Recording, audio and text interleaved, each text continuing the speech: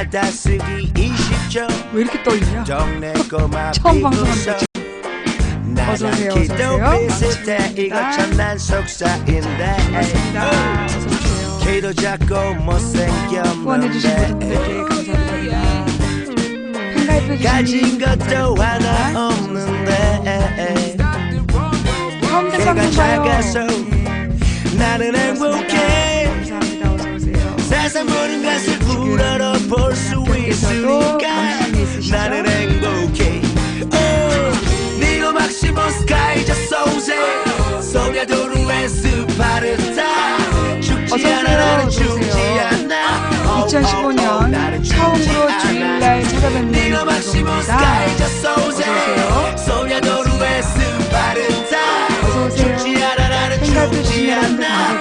나는 키 작은 꼬맹이니까. 오늘 방송 열리자마자 달려와주신 모든 분들께 감사드립니다. 음악 소리가 너무 커요? 이러면 안 들리잖아. 내 목소리가 평상시에 너무 커서 그래.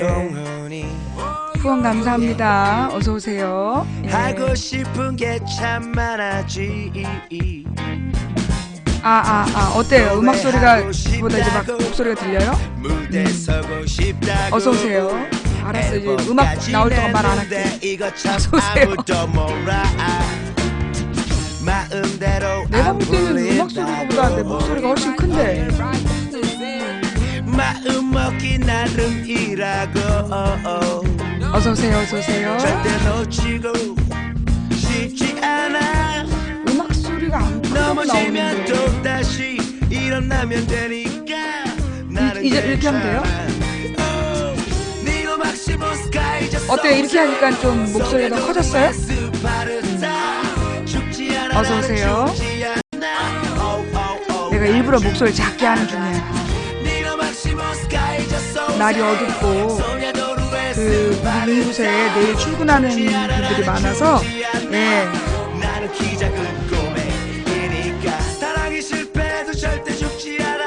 어서오세요. 어서오세요. 망치부인입니다.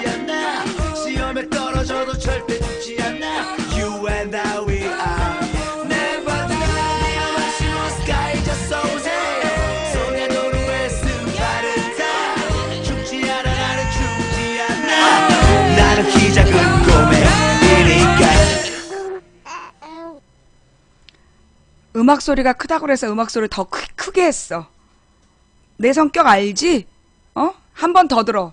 음악 소리가 너무 키다고 잔소리하는 애들 때문에 음악 소리 더 크게 할 거야.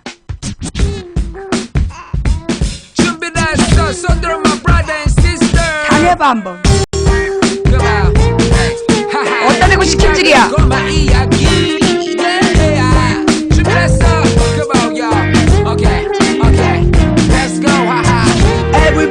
내가 뭐라 그러는지 안 들리지? Everybody 모두 throw your hands up. Everybody 모두 put your hands up. Everybody 어디다 대고 겁대가리 없이 시킨질이야. 키가 작은 꼬마 동훈이 yeah. 내 얘기를 들어보세요. 받아쓰기 20점. 동네 꼬마 비웃어. 나랑 키도 비슷해. 너네 무도 노래 틀어서 싫은 거지? 키도 작고 못생겼는데. 자, 오늘은 이 노래로 시작한 이유가 있어요. 예. 오늘은 이 노래로 시작한 이유가 있어. 예. 자, 어서오세요. 어서오세요. 예, 오늘 그 주일날 저녁 방송 처음으로 시작하게 됐습니다. 네, 어서오세요. 이게 무한도전에 예. 그래서 내가 이 노래를 더 틀고 싶었구나. 끝까지 들어야 되겠다. 가진 것도 하나 없는데. 그래서 이 노래를 틀고 싶었구나. 걔가 작아서 하하가 불렀어요. 키 작은 꼬마 이야기. 세상 모든 것을 우러러 볼 수 있으니까 나는 행복해. 니가 막시모 스카이 저 소세 소냐도루의 스파르타 죽지 않아 나는 죽지 않아. 나는 죽지 않아. 니가 막시모 스카이 저 소세 돌고래어가 전박된 게 언젠데 아직도 속보야. 죽지 않아 그게 속보라고 보이는 너 같은 애들 때문에 우리 방송 화내지 말아야지. 주일이니까 그냥 조용히 불래. 배 뒤집어진 게 언제인데 아직도 속보 라고 그러니. 꿈이 많은 꼬마 동훈이 하고 싶은 게 참 많아지. 노래하고 싶다고 무대 서고 싶다고 앨범까지 냈는데 이거 참 아무도 몰라. 마음대로 안 풀린다고. 반갑습니다. 감사합니다. 망치부입니다. 어서오세요. 절대 놓치고 싶지 않아.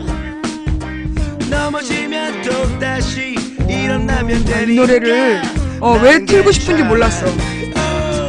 니고 막시모 스카이 저 소세 소냐도루에 스파르타. 죽지 않아 나는 죽지 않아. 오오오 나는 죽지 않아. 니고 막시모 스카이 저 소세 소냐도루에 스파르타. 죽지 않아 나는 죽지 않아.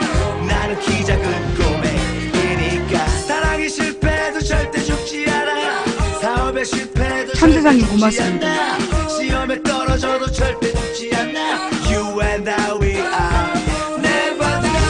마시모 스카이 저 소세 소냐도루에 스파르타. 죽지 않아 나는 죽지 않아. 나는 키 작은 꼬맹이니까.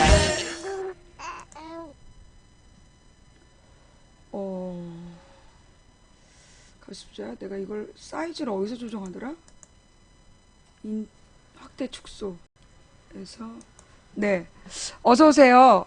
자, 일단 진정들 하시고, 방금 여러분이 들으신 노래는 하하가 부른 키 작은 꼬마 이야기라는 노래이고요. 이 노래가 2008년인가? 예, 2008년인가 나왔다 그러죠? 예, 2007년인가 8년인가 되게 오래된 노래인데, 제가 이제 2009년인가요? 되게 오래된 노래이고, 이 노래가 만들어질 때까지만 하더라도 무도가요제가 그렇게 유명하진 않았다면서요? 네. 이 노래가 2007년, 그래요. 그러니까 이 노래가 만들어질 때까지만 하더라도 무한도전 무도가요제가 별로 유명하지 않았던 시절이었대요. 그래서 이 노래하고 유재석이 부른 말하는 대로 요 두 곡이 그때 같이 나온 거죠? 그렇게 들었는데, 그러니까 이제 무한도전이 유명해지면서 이 노래가 이제 더 알려진 노래예요. 근데 제가 오늘 이제 이 노래를 솔직히 이제 그런 뜻으로 틀 생각은 아니었는데, 아니라고요? 뭐가 아니에요? 하여튼 이 노래가 맨 처음에 알려졌을 때는 이 무도 가요제에 뭐 40명? 얼마 앞에 무대에 몇 명 앉지 않은 상태에서 발표했던 노래래요. 그래서 이 노래하고 말하는 대로 하고, 이 노래가 30명, 이 노래가 30명? 뭐 근데 이제 이게 얼마 전에 무한도전 가요제, 무한도전 가요제 총 정리를 하면서 이 노래가 2등, 말하는 대로가 1등 했더라고요. 솔직히 저는 두 노래 다 몰랐어요. 두 노래 다 이번에 처음 들었는데, 사실 이제 오늘 이 노래가 이제 막 후렴구가 신나서, 이 노래를 틀어야 되겠다, 라고 틀었는데, 틀고 보니까, 사실 오늘 이야기하려고 했던 내용하고 통하는 것 같아요. 자, 일단, 갑자기 오늘 아무 생각 없이 오늘 망치부인의 주일 생방송이 시작되면서 찾아오신 여러분, 많이 놀라셨죠? 오늘부터 망치부인이 이제 주일날, 이게 주일날 방송을 하려고 그래요. 대신, 그러니까 월요일 하루는 제가 방송을 쉬고, 월요일 하루 방송을 쉬고 평일 중에 대신 일요일날 방송을 편성을 해서 현재 계획은 홀수인 날은 저녁 8시부터, 짝수인 날은 낮 2시부터, 낮 3시부터 이렇게 방송을 할 예정인데요. 이 밤 시간에 하는 것도 괜찮다 싶으면 그냥 8시로 쭉 갈 수도 있고, 현재 계획은 하여튼 짝수인 날은 낮, 홀순날은 밤 이렇게 이제 지금 해서 이제 오늘부터 첫 시작을 하는 거예요. 오늘은 이제 생방송하는 걸 많은 분들이 모르시기 때문에 많이 안 오실 것도 같고, 그리고 우리 방송 시청자분들 중에 교회 다니시는 분들이 많은데 아직 교회에서 저녁 예배 끝내고 돌아오지 못한 분들도 많으시고, 또 저녁 식사하시고 아직 못 오신 분들도 많으셔서 예, 그 이 시간대의 시청률은 그다지 높지 않다. 예, 그거 말씀을 먼저 드리고, 일단 이제 이 방송이 이제 조금 안착이 되면, 예, 안착이 되면 시청자분들이 많이 따라오시겠죠, 그죠? 예. 아, 누가 이 시간에 잠깐만요. 재민아 이모 지금 방송 중인데 잘 지내고 있지? 나도 사랑해. 응. 예. 죄송해요. 우리 조카가, 예, 우리 조카가, 예, 그 또, 갑자기 또 잠자기 전에 사랑한다는 전화를 해와서, 예, 우리 조카가 지금 이제 그 머무는 생활관이 바로 생활관 앞에 전화기가 보이는 거야. 생활관 앞에서, 왜 그런 거 있잖아. 이게 생활관에서 전화가 멀면 전화 걸러 가기도 귀찮고, 또 사람이 있을까봐 갔다가 돌아오고 그러잖아. 근데 얘는 침대 딱 자기 자리에서 전화기가 보이고 그 전화기가 계속 비어 있다는 거야. 그러니까 계속 빈 전화면 보면 나한테 전화를 하러 와. 미치겠어. 얘는 진짜 군대 갔나 싶어. 군대 가기 전에 나한테 한 번도 전화를 안 하던 놈인데 군대 간다면 맨날 전화해요. 예. 근데 사실 이게 군대를 갔는데 소식이 없으면 가슴이 너무 두근거려. 혹시 무슨 사고가 났나. 우리나라에서 군대에서 1년에 100몇십 명이 죽는다잖아요. 죽거나 사고를 당하기 때문에 내가 그런 것들이 너무나 걱정이 돼가지고, 그러니까 이제 우리 조카가 불쌍해. 엄마가 둘이야. 엄마랑 망치 이모랑 맨날 이제 이 아들이 잘 살아있나 안 살아있나 계속 그 걱정을 하니까 계속 이제 전화를 해주는 거야. 근데 이제 지네 엄마는 그래도 이제 나보다 나은데 만약에 이모한테 전화 안 하면 이모가 또 이제 막 군대 쳐들어갈까 봐. 얘는 그게 제일 두려워. 내가 혹시 연락 끊겨서 군대에 쳐들어올까 봐. 네, 후원해주신 모든 분들께 감사드립니다. 그래서 계속 전화하는 거야. 자기 무사하다고. 엄마, 이모, 재민이 잘 살아있으니까 걱정하지 말라고. 계속. 옛날에 내가 우리 신랑 군대에 있을 때, 편지가 3주일 동안 안 왔어. 신병 훈련소에서. 그래갖고 내가 우리 신랑네 부대에 전화 걸었잖아. 내가 김 누구 약혼자인데 3주 동안 소식이 없다. 어떻게 된 거냐?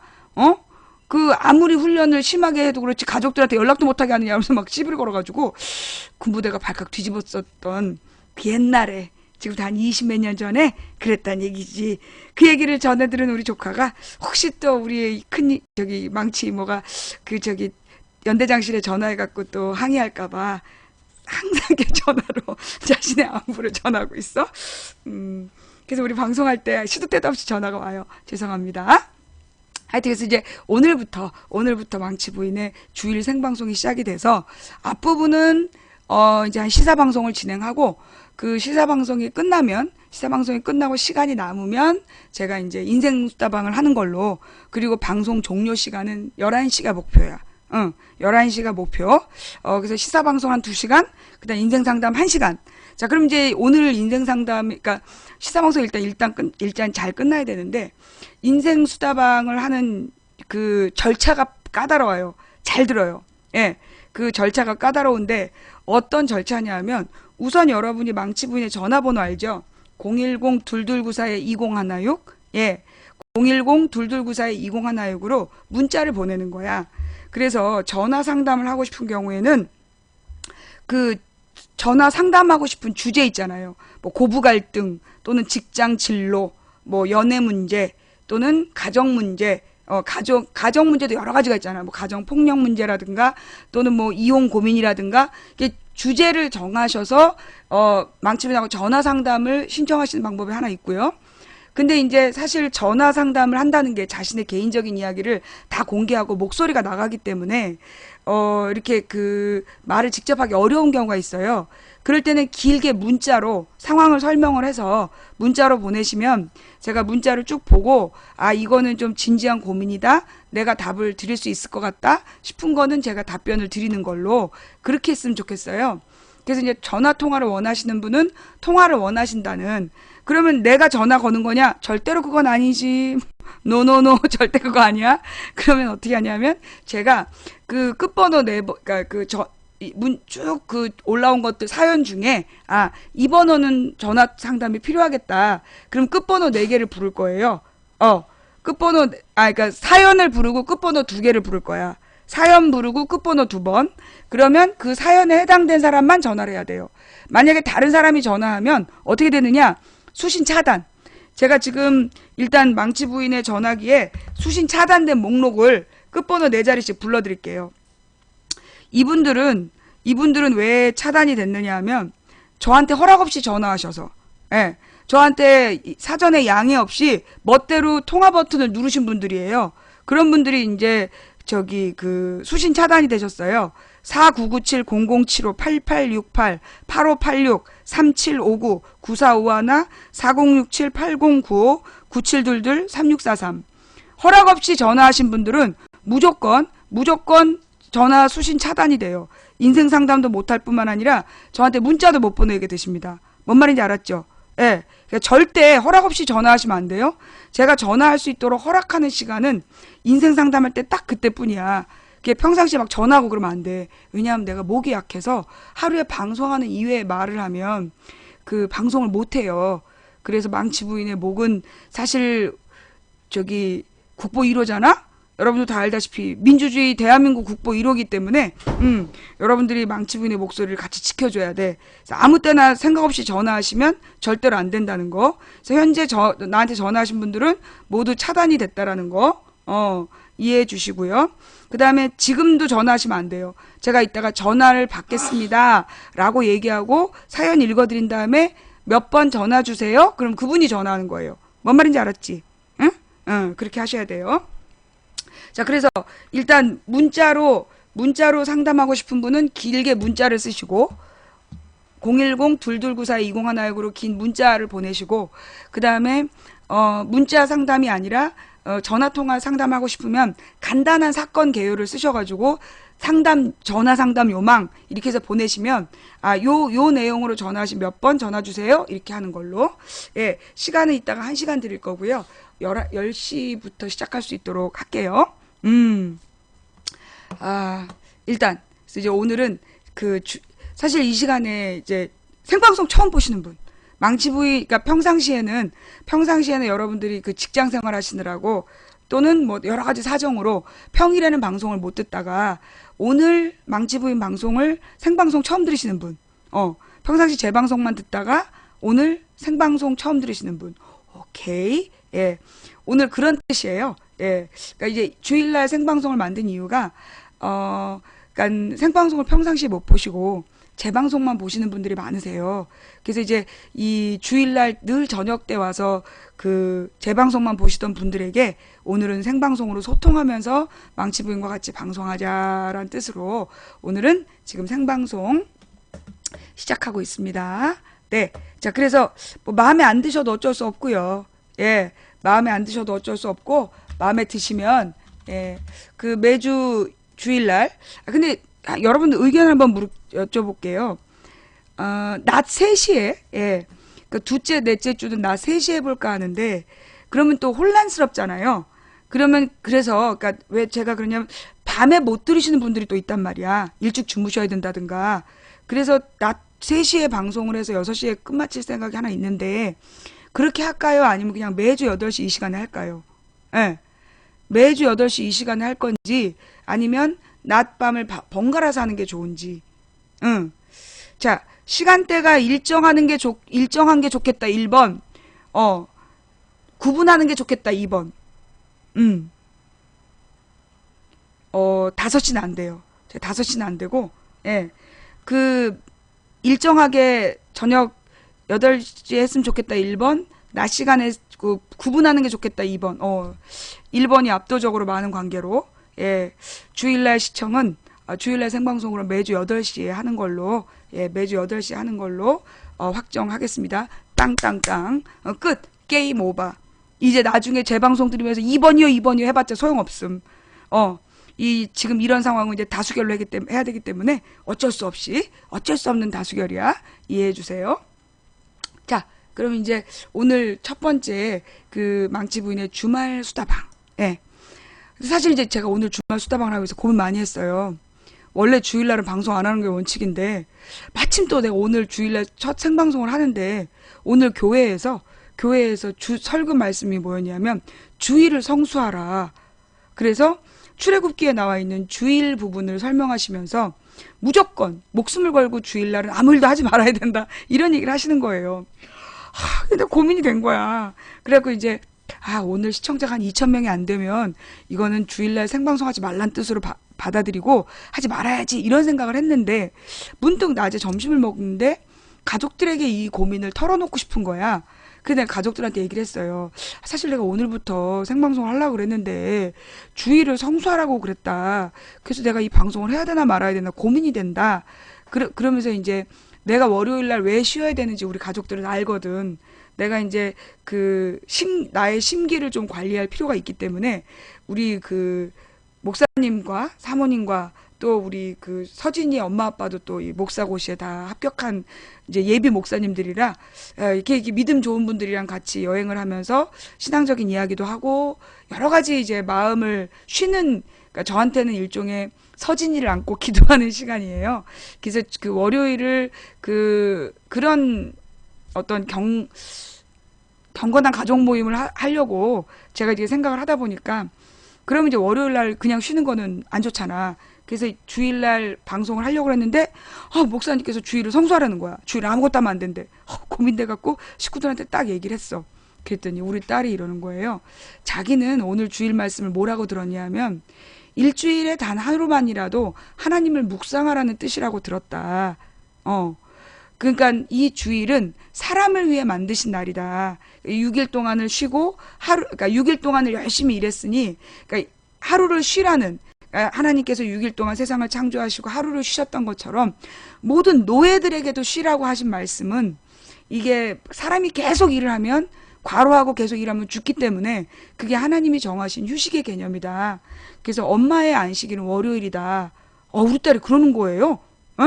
우리 딸이 엄마의 안식일은 월요일이고, 그리고 주일날 일하는 사람도 많지 않느냐. 뭐 경찰이나 기자나 방송이나 소방서나 주일날 일을 하잖아요. 그러니까 엄마도 그렇게 주일날 일을 하고 월요일날 쉬는 것을 나쁘게 생각하지 말아서 내가 남편한테 당신은 했더니 자기도 동의한대. 그래서 우리 가족 회의에서 주일날 생방송을 동의를 받고 그리고 오늘 생방송을 하게 된 것입니다. 예. 그래서 네네.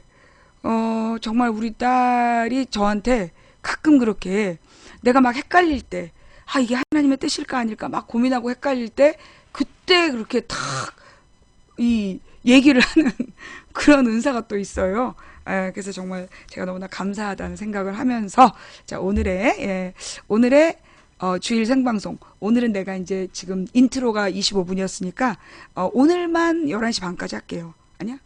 일찍 끝나면 11시? 근데 조금 늦어지면 11시 20분까지 늦어질 수 있다라는 전제로 자 이렇게 해서 오늘 생방송 시작해 볼게요. 제가 아까 이 노래를 키 작은 꼬마 이야기를 막 틀어드렸는데 이 노래를 그냥 처음에 그냥 후렴구 때문에 튼 거예요. 아무 생각 없이. 근데 방송을 시작했는데 하나님께서 시작은 이 노래로 하고 중간에 이 노래를 틀고 마지막은 이 노래로 해 이러시는 거야. 그래서 아무 생각 없이 딱 이 노래를 틀었는데 어머 오늘 이야기하고 딱 연결이 되는 것 같아요. 무슨 얘기냐 하면 어저께 무도 보셨어요? 저는 못 봤어요. 저는 무도 시간에 뭘 했더라? 뭔가 하느라고 못 봤어. 예. 하하 눈물 왈칵. 9시 뉴스 아닌 무한도전이 챙기는 광복 70주년. 사실 나는 이 내용을, 이걸 맨 처음에 할 생각은 아니었거든요. 내가 맨 처음에 하고 싶은 내용이 있었는데, 이게 하나님께서 이걸 저한테 이것부터 하라고 하신 거예요. 예. 인류 역사상 가장 참혹했던 전쟁, 제2차 세계대전 당시 태평양 전쟁을 일으킨 일본은 1938년 국가 총동원령을 선포, 전쟁에 필요한 물자를 생산하기 위해 한국인을 강제 노역에 동원하기 시작합니다. 그 숫자만 무려 700여 명.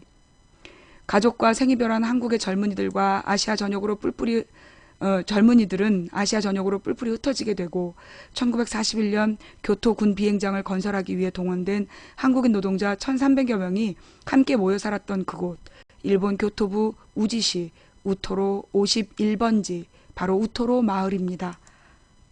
지상파 저녁 뉴스나 다큐멘터리에서 나온 내용이 아니다.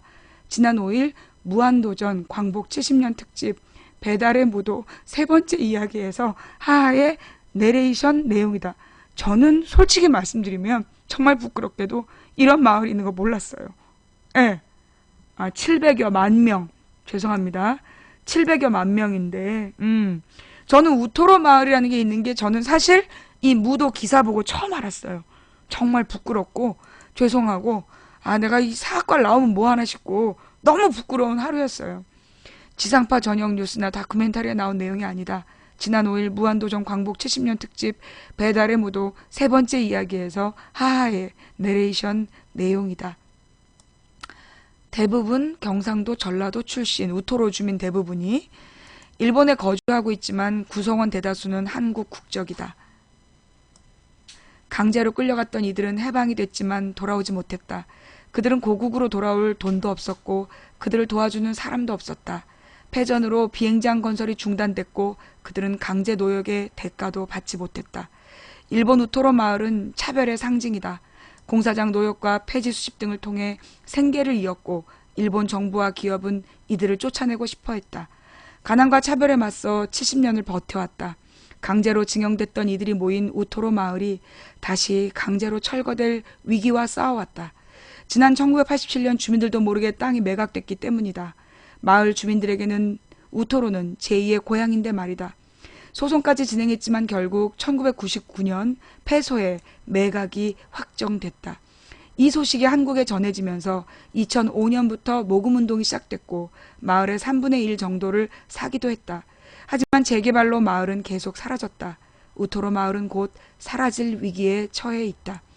2005년 5월 당시 한겨레 21은 우토로 마을 소식을 가장 먼저 전하면서 우토로 살리기 캠페인을 진행했다.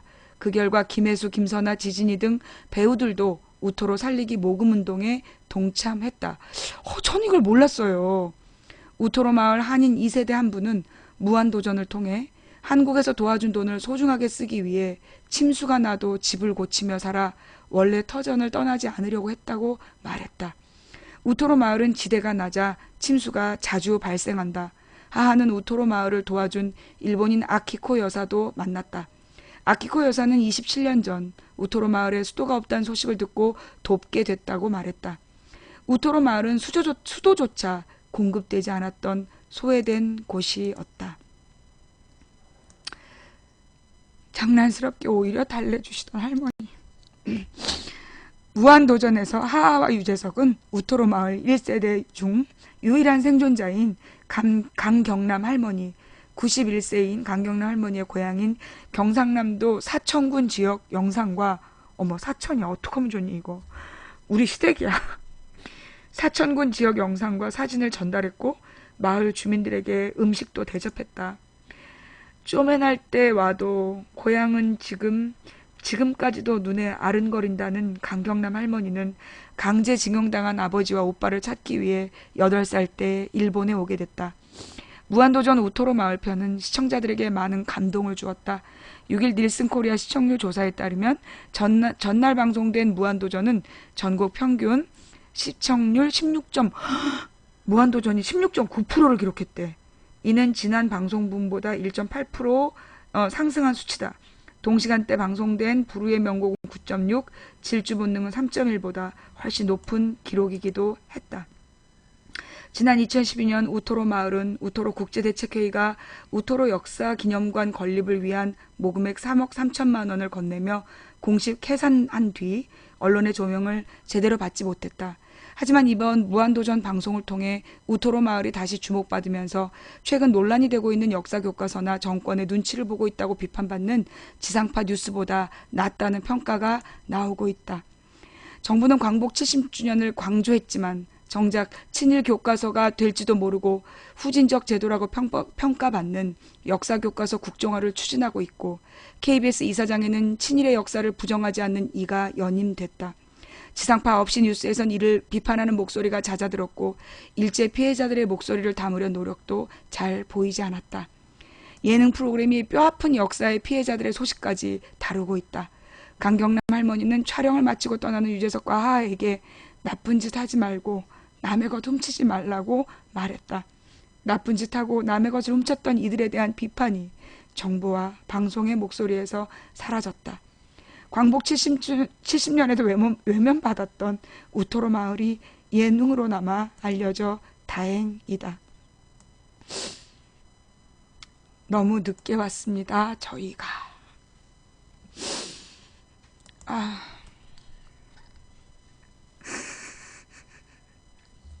정말.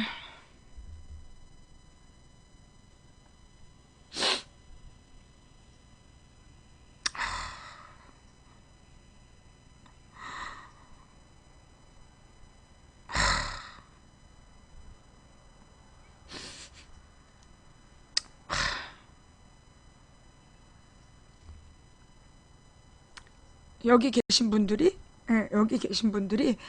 대부분 고향을 떠나올 때 마을 사람들이 대부분 같이 끌려왔기 때문에 돌아가고 싶어도 돌아갈 수가 없었대요. 돌아가서 마을에 반겨줄 사람이 남아있지 않았기 때문에. 그래서 거기서 살게 됐는데 이 일본 정부에서 철저히 차별을 해가지고 수도도 안 놔주고, 그 위생에 철저하다는 그 일본에서 수도도 안 놔주고, 그래서 우물을 파가지고 물을 먹는데 그 동네는 우물도 잘 안 나오는 지역이었대요. 그리고 그러니까는 정말 이 마을에 대한, 이 마을이 어떻게 만들어진 거야. 지들이 강제로 끌고 가서 그 마을에다가 강제로, 그리고 중요한 건 이 마을이 형성될 때 처음 마을이 없었대요. 허허벌판에 그 경상남도 전라남도 사람들을 강제로 잡아다가 갖다 놓고 마을을 만들으라고 강요한 거야. 그래서 맨손으로 집을 짓고 살아왔는데 그 땅을 일본 정부에서 87년에 그냥 매각을 해버리는 바람에 나가라고, 재개발한다고 그랬다는 거예요. 근데 이 뉴스에도 안 나왔는데 이걸 당시 2005년에 노무현 정부에서도 지원했다 이런 얘기가 있었다는데 어제 나왔나요? 노무현 정부에서도 한 30억인가를 지원했다라는 이야기가. 과거 노무현 정부의 30억 지원으로 거주권이 확보됐다. 그게 확실해요? 그랬구나. 지금부터 10년 전에 그 노무현 정부에서 30억을 지원을 해서, 그래서 거주권을 확보할 수 있었다는, 그런 내용도 참 우리가 몰랐던 역사인 것 같아요. 내가 무엇보다도 화가 나는 건 뭐냐 하면, 여러분, 이 사람들이 사실은 소송을 할 수 있었어요. 개인적으로 강제징용된 부분에 대해서, 강제징용에 대해서 소송을 할 수 있었어. 그런데 그 소송할 권한을 완전히 없앤 사람이 누군지 아세요? 강제로 끌려가서 이 사람들이 당한 피해, 이 개인적인 피해들을 소송으로 보상받을 수 있는 기회가 있었는데 그걸 없애버린 게 있어요. 그걸 없애버린 사람이 누굴까요? 박근혜 아버지 박정희예요. 박근혜 아버지 박정희가 1965년에 일본하고 굴욕적인 한일 수교를 맺으면서 독도를 공동 소유한다라는 미약을 맺고, 그리고 강제징용이나 징병, 정신대 위안부로 끌려간 사람들이 개인적인 소송을 하지 않겠다라는 그 각서를 써준 거야. 그래서 일본이 그 약속 때문에 지금까지 배상을 안 해주고 있는 거예요. 개인적인 배상을 안 해주는 이유가 그게 박정희 때문이었어. 이거 오늘 처음 들으시는 분, 이분들, 이 우토로 마을 사람들이 보상받지 못한 결정적인 이유는 박정희 때문이에요. 박정희가 그 일본에 의해서 강제로 징병, 정신대 위안부로 끌려갔던 사람들이 개인적으로 일본 정부에게 배상을 청구하지 않을 거란 약속을 해줬기 때문에 그래서 개인적으로 보상받지 못한 거예요. 배상받지 못하고. 일본의 그 군국주의자 놈들이 끊임없이 우리는 이미 과거 정부에 의해서 다 배상하지 않았느냐라고 얘기하는 게 뭐냐? 박정희 때야. 예. 박정희 때 이 일본에서 일부를 차관을 받아. 일부를 그 국가에서 배상을 받아. 그러니까 국가에서 일본으로부터 보상금 쪽으로 얼마를 받았어. 그 다음에 나머지는 빌린 거야. 나머지는 빌렸어. 그래서 1대 2인데 1은 일본 정부에서 전혀 다른 사람의 개인적인 배상을 안 하겠다는 돈으로 2를 받고 2는 차관 빌린 거야.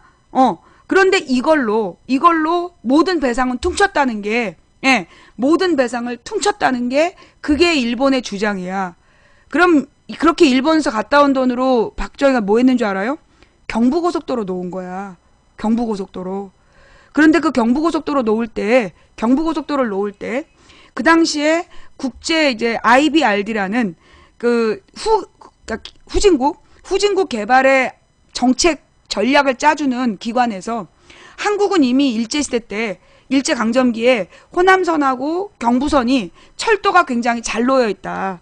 그러니 이 호남선하고 경부선을 복선 2개로 만들어서 왕복 가능하게 하고 이걸 산업철도로 쓰고 그 다음에 양쪽 철도로 연결되는 주요 도시를 연결하는 가로망 도로를 놓는 것이 그 대한민국을 균형 발전시킬 수 있는 방안이다라고 그 세계 전문가들이 국토개발 전문가들이 아이디어를 줬는데 박정희가 그걸 개무시하고 그 모든 돈을 쏟아부어갖고 그러니까 경부 고속도로를 만든 거예요.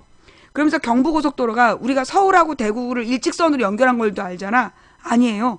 경부 고속도로는 S자 도로였어. 그때 김종필의 동네가 대전이었기 때문에 서울에서 대전까지 내려갔다가 갑자기 틀어가지고 대전에서 갑자기 틀어갖고 구미로가 박정희 고향으로 갑자기 틀어서 그 다음에 경주 옆을 지나 울산 옆을 지나 부산으로 가는 그런 말도 안 되는 S자 도로로 만들어낸 거예요. 원래 고속도로의 특징은 직선이잖아. 근데 그 당시에 그게 경부고속도로가 중복 투자다. 지금 돈 없는 한국에서 그 돈을 그렇게 쓰면 안 된다라고 국제 전문가들이 알려줬음에도 불구하고 그럼에도 불구하고 S자 도로의 경부고속도로를 만들어서 그 경북 지역에다가 원래는 이제 그 당시 어떤 상황이었냐면 그 1960년에 이승만을 쫓아내잖아. 국민들이 4.19 혁명을 일으켜서 이승만을 쫓아내요. 그리고 난 다음에 그 민주정부가 들어선 거야. 그래서 민주정부에서 그 국제 IBRD에다가 한반도를 어떻게 균형 발전시킬 수 있는지 발전 전략을 그러니까 경제개발 계획을 요청을 해. 그래서 그 사람들이 한국에 대한 리서치를 해가지고 답변을 주는 거야. 그 답변이 언제 나왔냐면 1961년 5월 초였대요. 5월 3일인가 4일에 그 보고서가 청와대에 온 거야. 그러니까 그 당시 대통령한테 도착을 한 거야. 그런데 그로부터 며칠 뒤 박정희가 쿠데타를 일으키잖아. 그래서 대통령을 감금하고 지가 정권을 차지한 다음에 그 보고서를 지 멋대로 뜯어 고치는 거야. 원래 그 보고서에서 어떻게 나와 있었냐면 그 당시에 우리 한반도의 상황이 호남 지역은 그 당시 이제 충청 호남 지역에 사람이 되게 많았대. 그러니까 논농사가 중심이었기 때문에 그 충청 호남 지역은 인구가 많으니까 이 지역의 노동 집약적, 그러니까 한마디로 이제 전자산업이나 섬유산업 같은 값싼 노동력이 많이 필요한 산업단지를 이 그 호남 광주 일대에 만들고 그 다음에 부산 경남 지역에는 그 지형이 큰 배를 입항하기에 적당하니 여기를 대규모 수출항으로 만들고 경부철도와 호남철도를 복선화해서 산업철도 기관망을 만들고 그 다음에 이걸 가로망으로 연결해서 그 가령 뭐 광주 대구, 광주 대구라든가 그렇지 전주 대구 광주 부산 이런 식으로 주요 도시를 연결하는 가로도로망을 만들으라는 그런 제안을 했다는 거야. 그래야 국토가 균형 발전된다. 그런데 박정희가 어떻게 했냐? 호남 지역을 개발하는 데 들어가야 되는 그 전략을 경북에다 갖다가 전자 섬유산업을 만든 거야.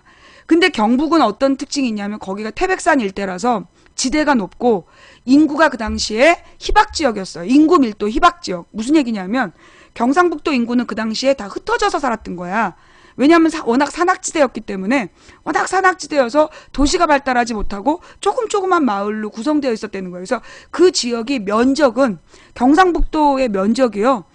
우리나라에서 경상북도가 제일 넓어. 자치 도로 치면 제일 넓은 면적이야. 인구수에 비해서 면적이 제일 넓은 데예요. 지금도. 근데 그 당시에는 인구도 거의 없었던 거야.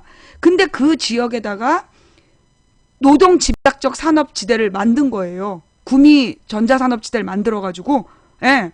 그래서 이 구미 지역에다가 섬유 전자산업지대를 만든 거야. 그게 나중에 어떤 문제를 낳았냐면, 이 경북이 낙동강 상류잖아. 경북으로부터 낙동강이 형성이 되었고 흘러가는데, 그 섬유 전자산업을 경북 지역에 만들므로 인해서, 여러분 그거 알죠? 전자산업의 산업 폐수가 발암물질인 거. 전자산업에서 모든 공정을 마치고 나오는 그 무슨 금속 같은 걸 씻어낸 물이 그게 발암물질이잖아. 그리고 섬유산업. 그 당시에 옷을 뭐 염색하고 이랬던 거, 가죽을 염색하고, 가발 염색하고, 섬유 염색하고 이랬던 물질들이 그게 다 발암물질이에요. 그래서 그게 환경오염물질을 원래 우리나라 경북이 그렇게 산이 깊고 환경이 그렇게 우수한 곳이었던 거야. 그래서 거기는 환경을 지키라고 그랬던 곳인데 박정희가 거기에다가 그런 그 독극물 산업단지를 만든 거예요. 여러분 그래서 지금도 거의 뭐 뉴스에서 안 다뤄서 그렇지 뻑하면 불산 유출되잖아. 그 경북 지역에 그런 독극물 화학 공장이 굉장히 몰려 있잖아요. 예. 그 불산 유출 사건 알지? 그런 사건도 있지. 그 다음에 그 낙동강 오염. 그래서 낙동강을 이번에 파 뒤집으면서 발암물질이 전부 다 올라온 거 아니야. 그랬더니만 그 4대 강 사업한 놈들이 그러더라. 그 발암물질이 강바닥에 가라앉아 있는 걸 끌어올려서 치우면 잘한 거 아니냐고. 치우긴 뭘 치웠어. 그 발암물질들이 물속에 그냥 둥둥 떠 있는 건데 원래 땅속에 가라앉아 있던 것들이 도로 올라온 거예요. 그래서 이게 사실 이 우토로 마을 이야기 하나로 끝날 문제가 아니라 여기에서 왜 우토로 마을 주민들은 그렇게 억울한 일을 수십 년 동안 70년 동안 이런 일을 당해왔어야 했는가? 왜 70년 동안 이런 말도 안 되는 일을 당해왔어야 됐는가? 누구 때문이야? 박정희 때문이야. 박정희가 무슨 짓을 했어? 일본에서 돈 빌려다가 그 돈으로 지 멋대로 나라를 박살내느라고. 그리고 지금도 우리 경제가 어려운 게 뭐예요? 수출 의존형 산업구조 때문이잖아. 그 수출 의존형 그 산업구조를 만드는 바람에 우리 경제가 이렇게 외환이 1달러만 외환이 몇십 원만 달라져도 그냥 우수수 중소기업이 무너지는 이런 구조로 만든 게 다 박정희야. 박정희가 일본에서 돈 빌리면서 다시는 우리 개인이 조선 사람이 한국 사람들이 일본 정부를 대상으로 개인적 배상을 청구하지 않겠다는 약속을 했기 때문에 그래서 지금 우토로 마을의 주민들이 저렇게 살아왔다는 거. 그리고 그 당시 박정희가 한 짓이 그 돈을 가져다가 우리나라를 균형 발전시킬 수 있는 그 보고서를 찢어발겨서 구미 지역에다가 그 위험 산업을 만들어내고 그리고 이 호남 지역은 철저히 소외시키고 일부러 그 당시에 농업을 망하는 정책을 써요. 그래서 쌀값을 통제한 거야. 원래 이제 이 충청도하고 호남 지역은 쌀 생산 주요 지역이었단 말이야. 그런데 대구나 이렇게 그 경북 지역에 갑자기 도시가 형성돼. 그 다음에 부산, 울산 이런 데도 부산, 마산에 대도시가 형성이 돼. 근데 여기는 농사 짓는 사람들이 아니라 대부분 호남에서 이주해 간 사람들이야. 그럼 호남에서 이주해 간 사람들이 충청 호남에서 이주해 간 사람들인데 그 도시에서 갑자기 농사를 짓지 않던 사람들이 쌀을 사야 되잖아. 그러면 쌀에 대한 수요가 올라가. 그러면 원래 자본주의 시장에서는 수요가 올라가면 가격이 올라가게 되어 있는 거야. 경제에서 배웠잖아. 고등학교 경제 시간에 배워요. 뭘 배우느냐 하면 수요 곡선, 그 다음에 그 공급 곡선이라는 걸 배우죠. 그래서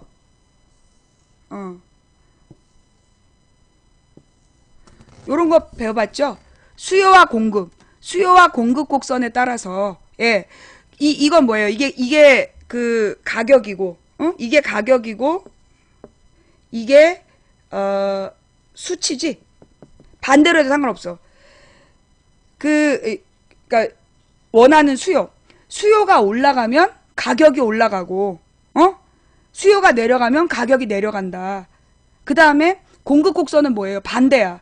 가격이 올라가면 숫자가 늘어나고 공급하는 양이 늘어나고 가격이 내려가면 공급 숫자가 줄어들고, 그래서 수요와 공급이 만나는 지점에서 가격이 형성된다는, 생산량과 가격이 형성된다는 거, 이거 중학교 사회 시간에 배우는 내용이에요.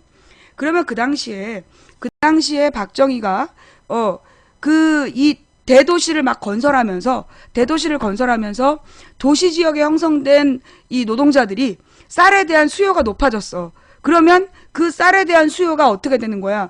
이 충청이나 호남은 공업지대가 없는 대신에 쌀을 팔아서 지역이 발전할 수 있었던 거예요. 그런데 어떻게 했어? 철저히 전량 수매하는 거야. 정부에서 쌀을 전부 다 수매를 해가지고 그걸 싼 값에 팔았어. 쌀값을 통제한 거야. 그건 자본주의가 아니야. 쌀이 비싸지면 이 농민들은 쌀을 비싸게 팔고 부자가 될 수 있었어요. 그런데 그 쌀을 어떻게 했느냐면 정부에서 통제를 해가지고 정부미라는 걸 만들어서 쌀값을 통제한 거야. 그래서 동부지역 경상도는 막 발달하고 돈이 돌아가는데 호남은 굶어 죽어가는 거야. 그래서 호남의 불만이 막 많아져서 심해졌어. 그러자 박정희가 뭘 만들었는지 알아? 새마을운동. 새마을운동이 뭐냐면 당시에 이장들에게 전화기를 놔주고 잠바, 모자, 완장을 준 다음에 농민들이 5명 이상 모이면 무슨 얘기했는지 보고하라고. 농촌 감시 정책이었어. 그러면서 보고를 막 잘한 이장한테 막 표창 주고, 그게 국민 감시 체제였던 거야. 그래갖고 농촌 지도자를 키운다라고 얘기하면서 농민들의 모임을 감시했던 거예요. 그러면서 새마을 운동이, 그렇죠, 북한에서 5호 담당제, 남한의 새마을 운동이 같은 목적이었어. 이걸 우리 국민들이 잘 몰랐어. 그런데 고대에서 어떤 교수가 논문으로 밝혔잖아요. 이게 그러니까 왜 감시하냐? 박정희가 독재하니까 박정희 독재를 비판하는 농민들, 그리고 농촌이 몰락하는 정책에 대해서 농민들이 분노했단 말이야. 그리고 그 당시에 농민회라는 게 있었어. 농민들이 모이기 시작한 거야. 농민들이 모여서 박정희 독재를 막 비판하기 시작했단 말이야. 그러니까 그 농민들의 비판하는 목소리를 찍어 누르기 위해서 이장들한테 감시를 시켰던 거예요. 그러면서 새마을운동에 많은 예산이 들어갔다는 거야. 그 예산은 주로 어디로 갔는 줄 알아요? 경상도로 많이 갔어. 새마을운동 예산은 무슨 마을 길 닦고 이런 예산인데, 그 예산이 가장 많이 배급된 데가 경상북도인가 그래. 경상북도하고 경상남도에 가장 많이 새마을운동 예산이 지원이 돼서, 그래서 내가 89년도에 순창을 그러니까 전라도를 갔는데 면소 재질가 딱 끝나면 도로 포장이 안 돼 있는 거예요. 그래서 난 시골은 다 그런 줄 알았어. 내가 서울에서만 태어나서 자랐기 때문에 시골 상황을 몰랐다.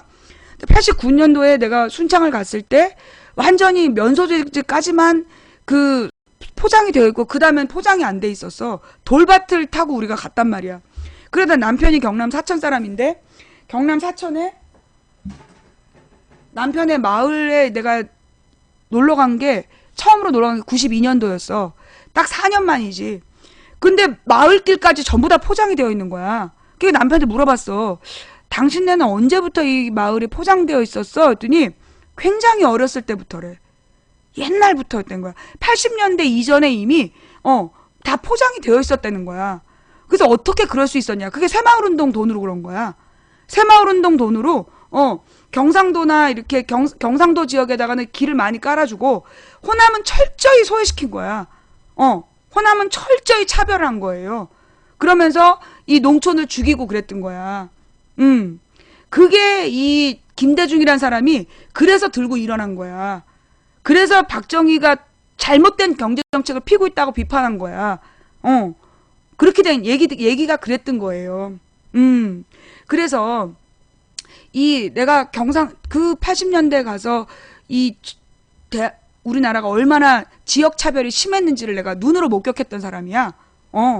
하여튼 그게 어저께 무한도전의 우토로 이야기에서 우리가 꼭 짚어봐야 될, 꼭 이게 박정희를 우상화하는 사람들이 왜 경북 지역에서 박정희를 신처럼 섬기느냐? 그런 짓을 했기 때문이야. 그런 짓을 했기 때문에.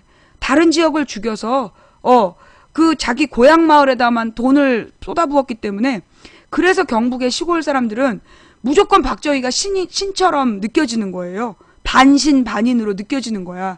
근데 요즘에는 대구 지역에서 대구하고 대도시를 중심으로 해서 그 박정희와 박근혜에 대한 비판 여론이 움트기 시작했고, 젊은 사람들을 중심으로 해서 그리고 왜냐하면 이런 박정희의 이런 뭐라 그러나 쏟아붓기식 비정상적인 경제 투자는 한계에 부딪힌 거야.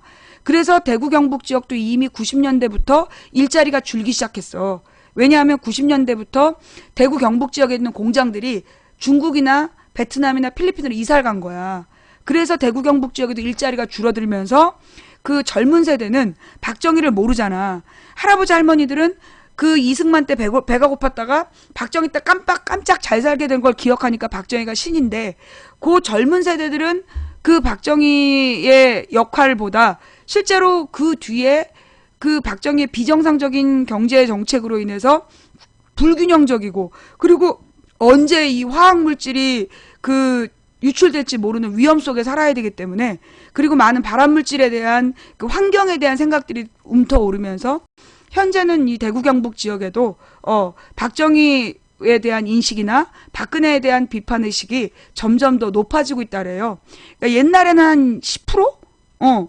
그 뭐 대선 때는 한 10%에서 15% 정도만 박근혜를 비판했다면, 지금은 이제 대구 경북 지역에서도 40% 정도가 고정적으로 박근혜 정부를 비판하고, 사안별로 50% 가까이, 50% 가까이, 어느 여론조사에서는 부정적인 견해가 긍정적인 견해를 넘어선 것도 있어.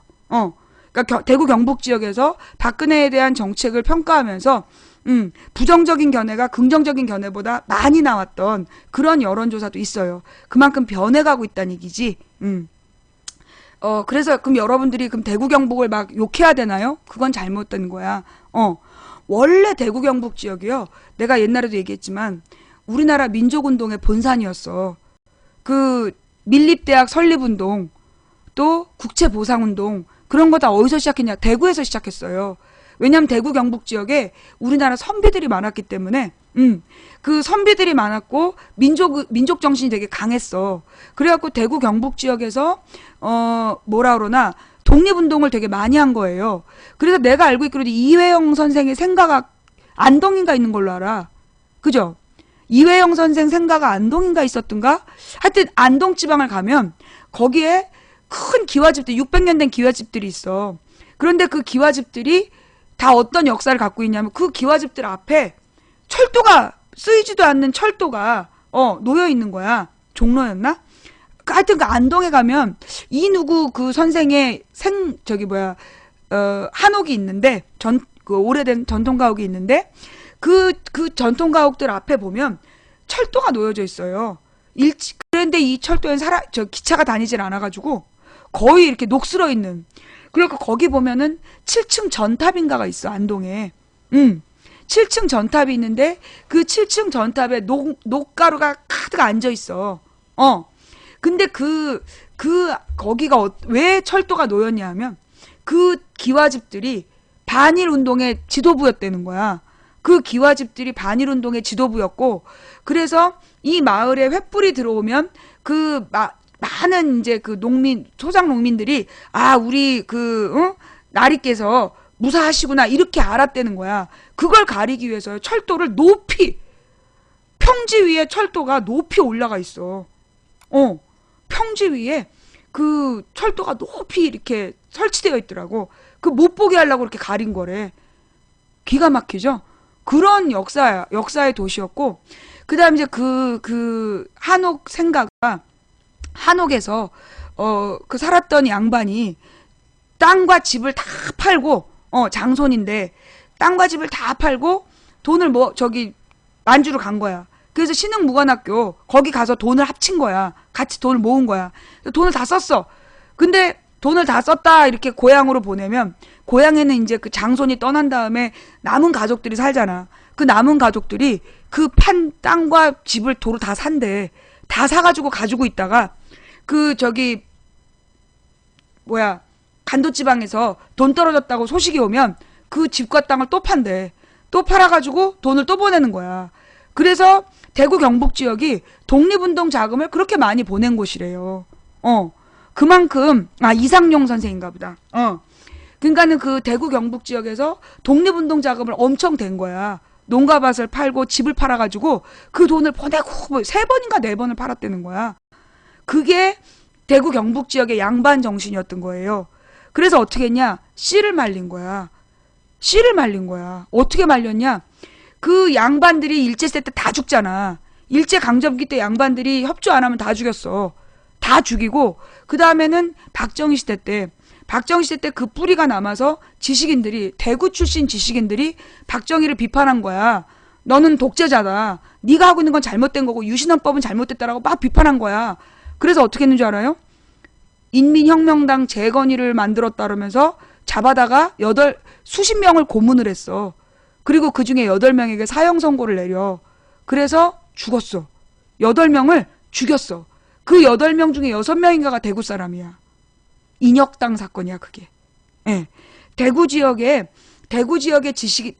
출신들의 지식인들이 중심이 돼가지고 그 박정희에게 맞섰던 사건. 그러면서 인혁당 사건 전후로 해서 유신헌법이 만들어질 때 대구에 가면 한일극장이라는 극장이 있대요. 한일극장 앞에서 그 반독재 투쟁을 하는 민주화 인사들이 시위를 계속했대. 그래서 거기에서 박정희 시대 때 죄에 끌려가고 최대의 체포 사건인가 구속 사건인가 나왔던 그게 유신헌법 반대 운동을 했던 역사의 현장이 한일극장 앞이래요. 그게 구속됐던 사건이에요. 그런 얘기를 내가 경북에서 들었어. 대구 경북이 그런 곳이에요. 그런데 이걸 돈으로 사람들의 정신을 병들게 하고 그 다음에 돈으로 사람들을 병들게 한 놈들이 국민들의 목소리를 크게 내서 그 민주적인 사람들, 합리적인 사람들을 등신으로 만드는 거야. 그런데 실제로 여러분 지금도 경상도 출신 민주주의자가 참 많아요. 노무현이 그랬고 문재인이 그렇고 그리고 박원순이 그렇고 예. 또 조국 교수도 경상도 출신이야. 조국도 경상도 출신이고 심지어 전태일 열사도 경상도 출신이고 경상도 출신 중에 이름 있는 민주주의자가 매우 많아요. 예. 그래서 우리가 대구 경북 지역은 꼴통 그렇게 생각하면 안 돼. 대구 경북 지역의 할아버지 할머니들이 왜 그 박정희에게 충성을 할 수밖에 없었는가를 이해하고 우리가 이제 거기 가서 말을 할 때는 엄마가 틀렸어, 할머니가 틀렸어라고 얘기하면 안 돼. 정말 그 이승만 때랑 박정희 때랑 많이 달랐다면서요? 라고 인정해주면서 들어가야 돼요. 그러면서 원래 대구 지역이 이 민족운동의 중심이었다라는 더 옛날 역사를 찾아내고 자긍심을 불러일으키면서 그런 자긍심을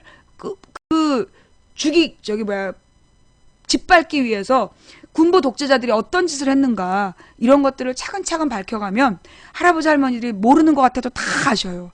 다 알면서 모른 척하다가 그리고 왜 모른 척하고 왜 자식들한테 데모하지 말라고 그러냐면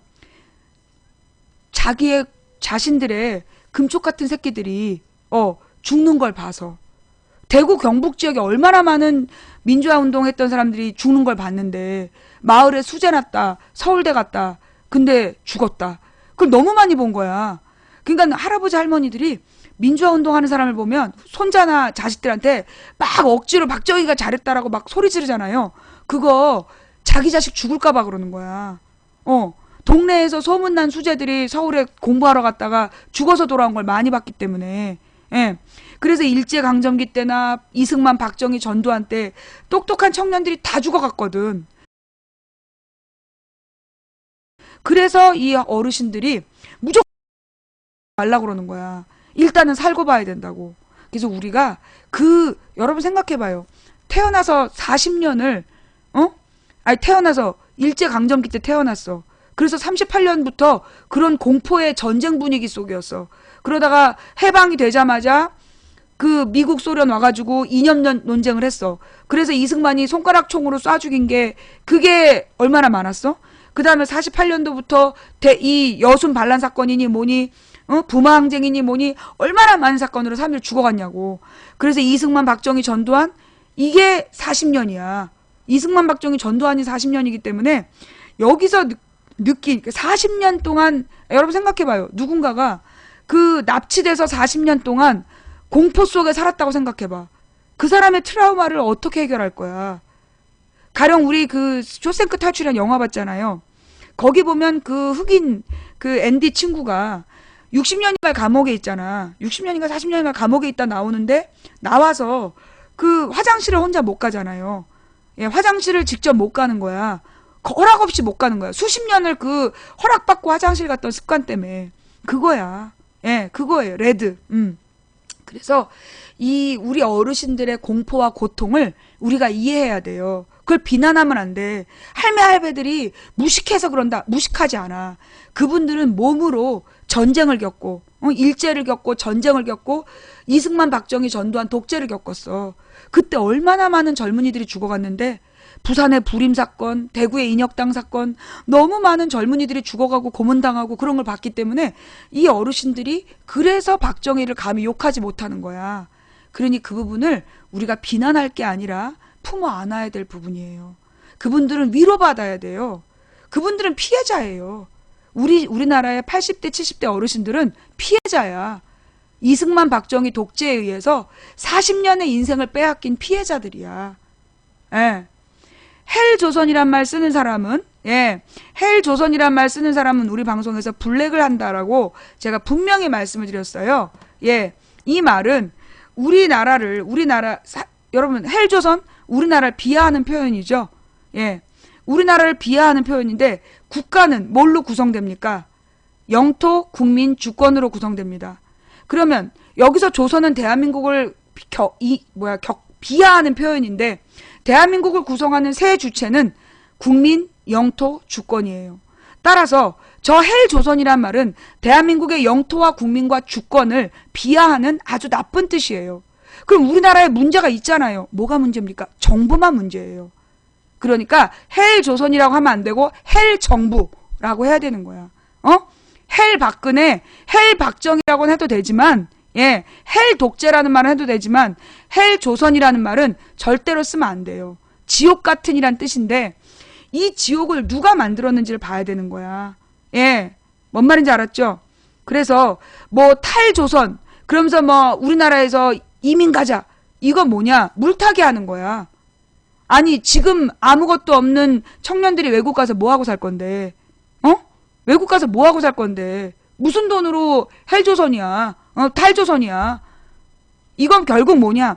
우리나라의 국민이 주권을 가지고 나라를 옳게 만들어 가야 된다. 고쳐 나가야 된다라는 의식을 없애기 위한 물타기예요.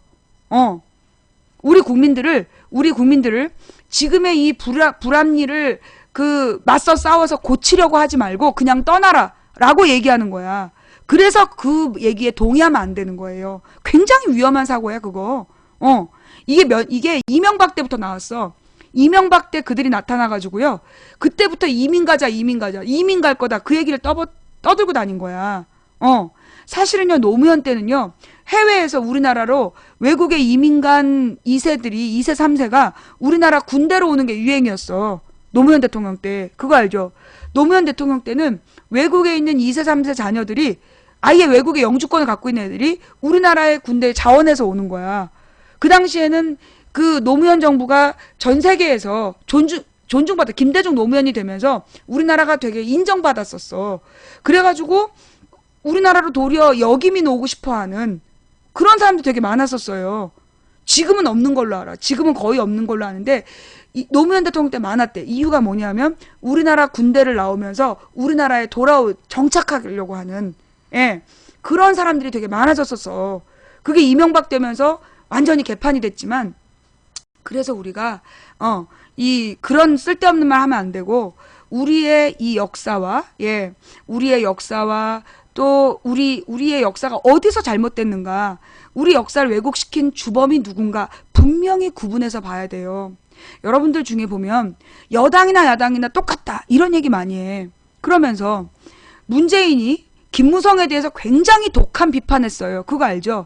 지난주에 문재인 대표가 김무성 대표의 국회 연설에 대해서 극우적이고 매우 심각한 비뚤어진 노동관과 역사관을 가지고 있다고 굉장히 강도 높은 비판을 했어.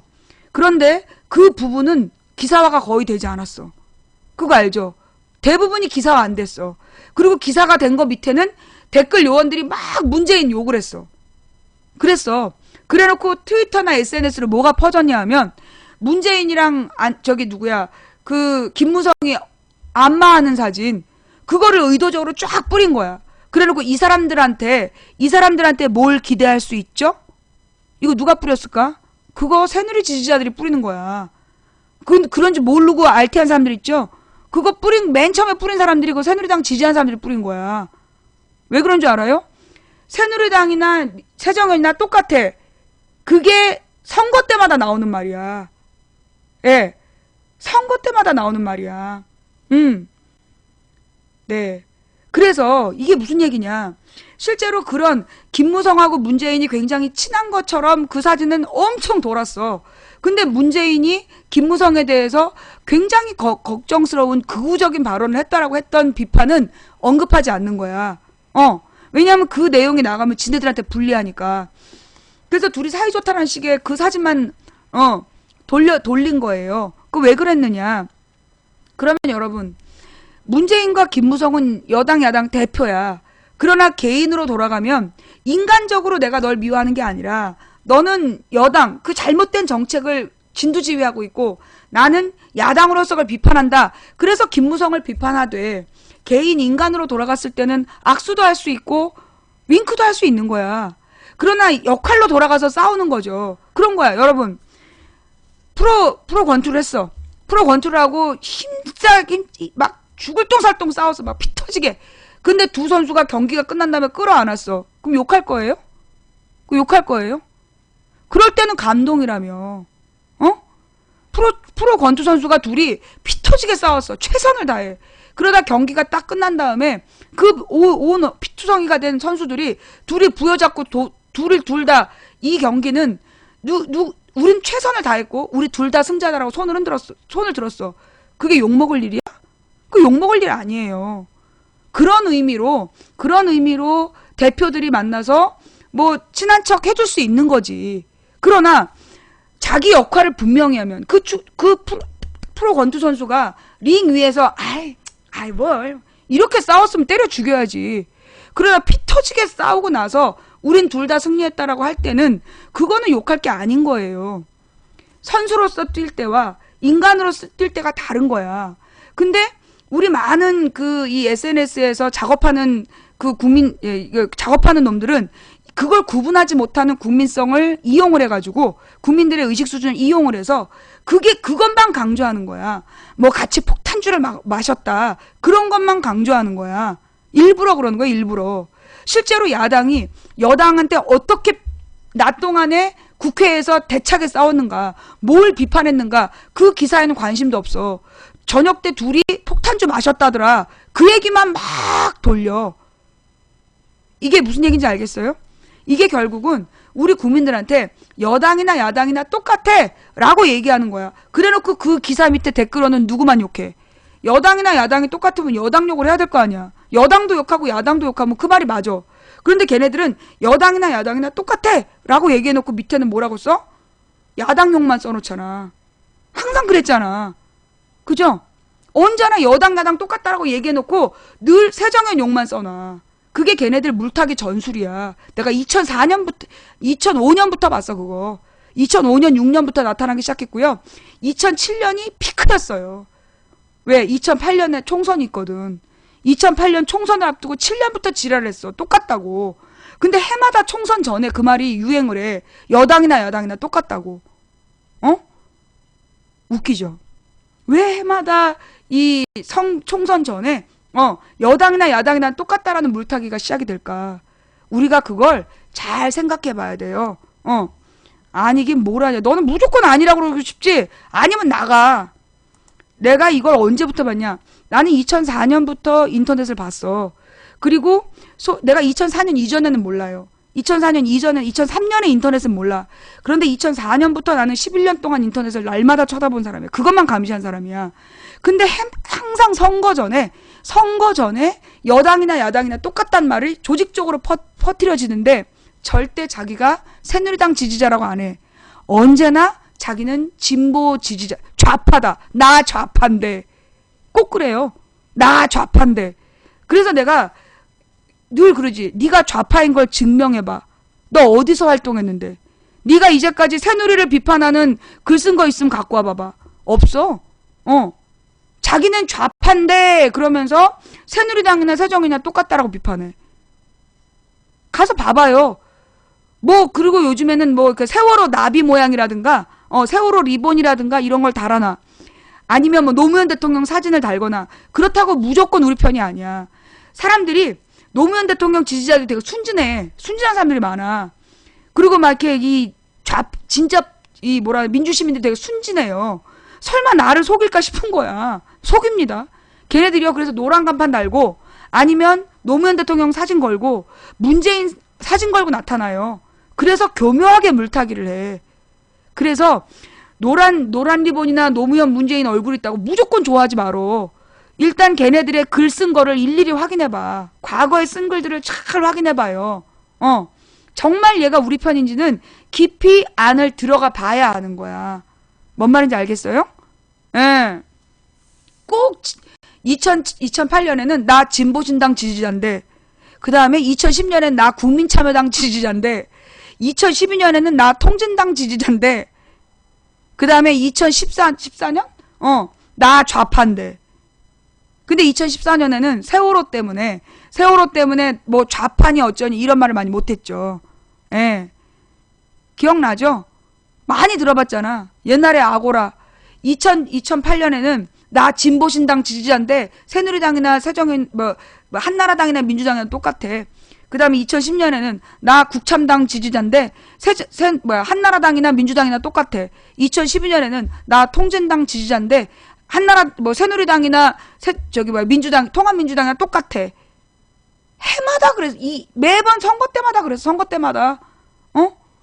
그래서 우리 국민들이 똑바로 정신 차려야 돼요. 이제 그런 말에 넘어가지 말라고. 물론, 그러면 야당은 무조건 잘하고 여당은 무조건 못했냐? 그렇지 않아. 여당 중에도 사람 같은 인간이 가끔 있어. 또, 야당에는 이름만 야당인 애들이 좀 있어. 분명히 그래. 내가 오늘 그 얘기 해야 돼. 두 번째 이야기. 두 번째, 이렇게 자연스럽게 두 번째 주제로 넘어가는데, 오늘 안철수가 뭐라고 얘기했다고 모든 뉴스에서 막 네이버 메인에 올리고 쌩 난리가 났어?